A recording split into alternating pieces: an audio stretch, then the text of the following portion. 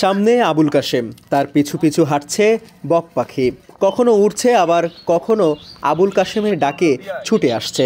পাখি ও মানুষের এই বন্ধুত্বের গল্পটা কুমিল্লার হোমনা উপজেলার মহিষমারি গ্রামে। প্রকৃতিপ্রেমী আবুল কাশেমের বাড়িটিও হাওয়াতিয়া নদীর কোল ঘেঁষে। প্রায় ৩ মাস আগে পাখি শিকারীদের কবলে থাকা পরিত্যক্ত একটি বাড়ি থেকে আহত অবস্থায় এই বকের ছানা উদ্ধার করেন। সেবা দিয়ে সুস্থ করে তোলেন। উড়তে শিখলে ছেড়ে দেন, তবে মুক্ত আকাশে ছুটে বেড়ালেও খাবারের সময় বা কাশেমের ডাকে ঠিক হাজির হয় এভাবে। মেতে ওঠে খুনসুটিতে। অবাক করা এই দৃশ্য নিজ চোখে দেখতে অনেকেই আসছেন কাশেমের বাড়িতে। কাশেম ভাই শুধু বক না, ঘুঘু পালে, শালিক পালে, এগুলো দেখতে ভালোই লাগে। আমরা গান সাঁতার পাইরা আইসা উড়ি, এগুলো দেখার লাগে, দৃশ্যগুলো দেখলে ভালোই লাগে। বক গুলার ডাক দিলে ডাকার সাথে সাথে চলে আসে। কাশেম ভাইয়ের বগা দেখতে আসি, কাশেম ভাই ডাকার লগে লগে সাথে সাথেই চলে আসে বগাগুলা।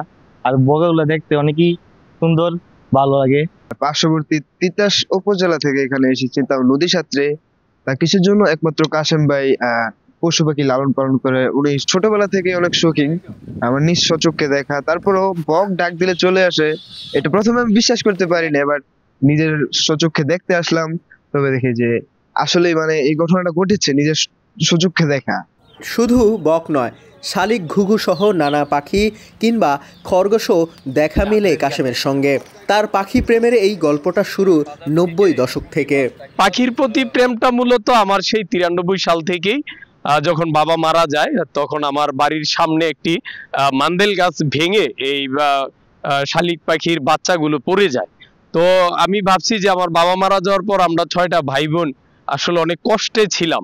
তো ওই জায়গাটা আমাকে খুব নাড়া দেয় যে এই 4টা পাখির ছানাও মনে হয় মা বাবা হারিয়ে এমনটা অসহায়। তো আমি তাদেরকে মাটির নিচ থেকে কেঁচু তুলে খাইয়ে এদেরকে বড় করি, তারপর ওরা একসময় উড়ে চলে যায়। আলহামদুলিল্লাহ 4টা বাচ্চাকে আমি বাঁচাইতে সক্ষম হয়েছিলাম।